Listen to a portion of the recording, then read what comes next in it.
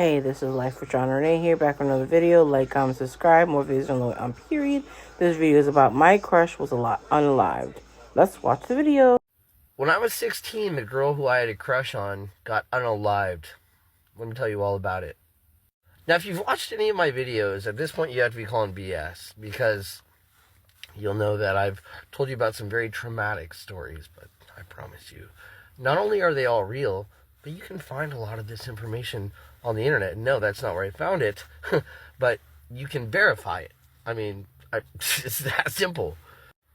This happened 20 years ago in a little town called Port Angeles, a coastal town in Washington State. I was only 16. I didn't have a job yet, so I had kind of like rule of the roost running around town. I didn't have a car yet, but I had a bicycle, and that was good enough for me. And even though Port Angeles has a ton of hills, I weathered it, and honestly, a lot of my friends had trucks, so if anyone saw me, they'd be like, throw it in the back, hop in, bro. And Port Angeles, although it hides a dark, dark secret of dirty, heavy addiction throughout, it's absolutely beautiful, beautiful place with a lovely waterfront, an eddy, which is like, it's also called a spit, which is like kind of like this really long, thin peninsula. It's like a 2-lane road that goes a mile out into the ocean. It's pretty rad. And when you go out there, you can see the beautiful lights of the city or the town. And when you go on the north side of the spit, you can see Vancouver Island, Canada. So one night, my sister and my cousins and I were hanging out with a bunch of kids downtown. I see this beautiful girl, and I'm like, oh, what's up? So I just kind of gravitated toward her. And we get to talking, and her name was Mesa May. I'd never met Mesa. She was a grade below me, but she was super cool, very cute, really funny. And then I distinctly remember hanging out with her in the car a lot. Like, we'd be parked. That's kind of what you do. Like, my sister had this cool Audi that someone from church gave her. And we would just chill in the car downtown and listen to music. We didn't even do anything, like, bad, you know what I mean? We just, like, literally drink Mountain Dew and kick it. Like, so, you know, some of the kids could smoke, because back then you could smoke at 18. It was legal. So in Port Angeles, there used to be this little restaurant. It was like a 50s diner called Nifty 50s. And it was owned by a couple, a guy and his wife. And they were both named Lee. Lee and Lee. I think my uncle had, like, done a job for them or something like that. So we knew them, and they were really nice people. So I went in there with Mesa. I was like, hey, do you want to go get, like a burger? And she's like, yeah, but I don't have any money. And I was like, me either, but, like, these guys are cool, and they might hook me up. Because he literally told me, he's like, come in anytime if you need a meal. And I was like, thanks, man.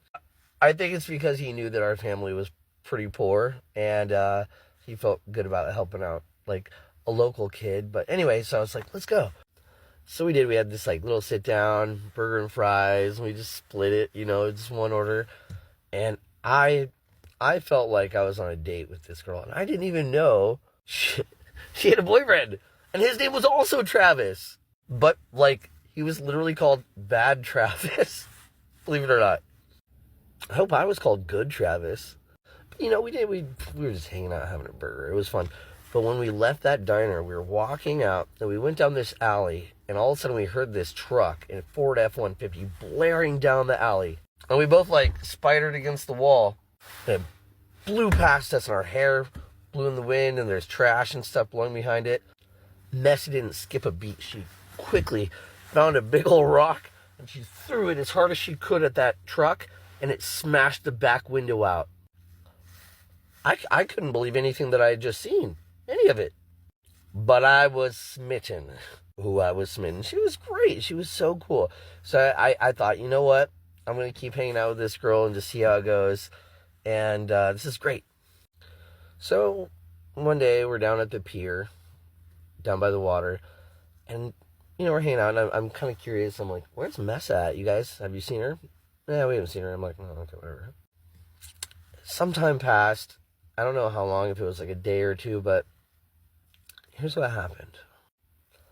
Mesa was at a party at a hotel called the Chinook. And the Chinook Motel was a very crummy, run-down, nasty place. Like, back in, like, the 50s, it was probably really cool, but, like, no one did any maintenance since then. Like, people's names were written on the walls and stuff. like a jail cell. But they're having a party, big old party. And apparently Mesa was there with her boyfriend, Bad Travis. And they got in a fight because he was bad. And she's like, you know what? I'm out of here. And she bailed. She left the party. But guess what? There was some guy, some bad guy, very terrible guy at that party who saw what happened. And when she left, he waited a minute. And then he left. And he followed her. And she made her way down to the waterfront to just go chill out and blow off some steam. I don't know how the encounter went. I don't know where she realized he was behind her. I don't know if he tried to console her and talk to her to calm her down, or if he just showed up out of the shadows. But one thing led to another.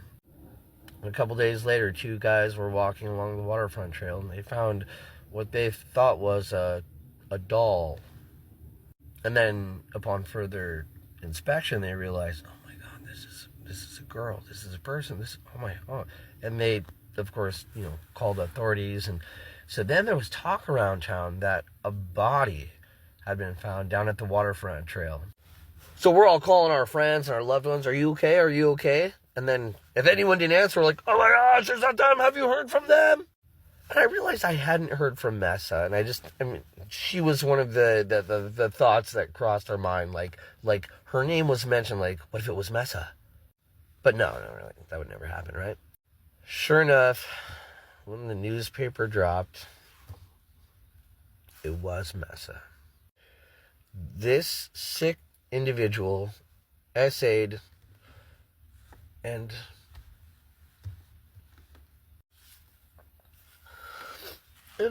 unalived her. I'm sorry.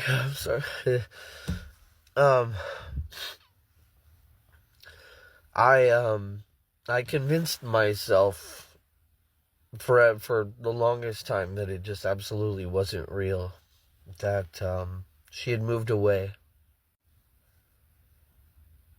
or that I made it up somehow, or that it was a movie that I watched. I swear, it was not a part of reality. It did not happen in my mind. I immediately detached, disassociated completely. I don't think I had the capacity at 16 to comprehend what had just happened. They planted a tree in her memory down at the waterfront trail, and they had a bench with a plaque with her name on it. And I used to go on jogs with friends, and we'd stop at that bench and take a rest and look out at the beautiful ocean, the Strait of Juan de Fuca. It's crazy to think she'd be like 35 now. That is just one of the intricate parts of that deep, dark, dirty secret that I told you that Port Angeles possesses, because they've now tried to cover up this little secret, this little story that I just told you. Mesa's bench, gone. The tree, no longer a memorial of any sort. I think they might have even removed it. They don't want residents to know that 20 years ago, a beautiful 15-year-old girl lost her life to some sick guy on the waterfront trail, right where they're trying to promote a beautiful, healthy lifestyle. While usage devices for addicts lie all over the ground,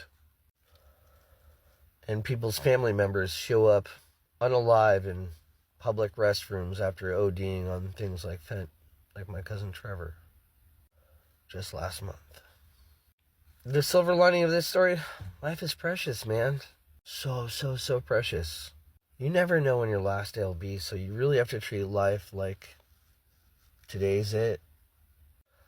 And instead of dwelling on the sad things, and maybe not disassociating quite as heavily as I did, but remembering our loved ones, remembering the good times, hanging out at Nifty 50s, her being such a BAMF, throwing that rock through that truck window. What a hardcore chick.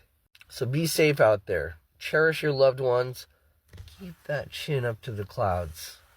Alright, everyone. Thank you for watching. If I put on my shades, does it make it look like I haven't been crying for the last 10 minutes? I'll see you next time. Bye.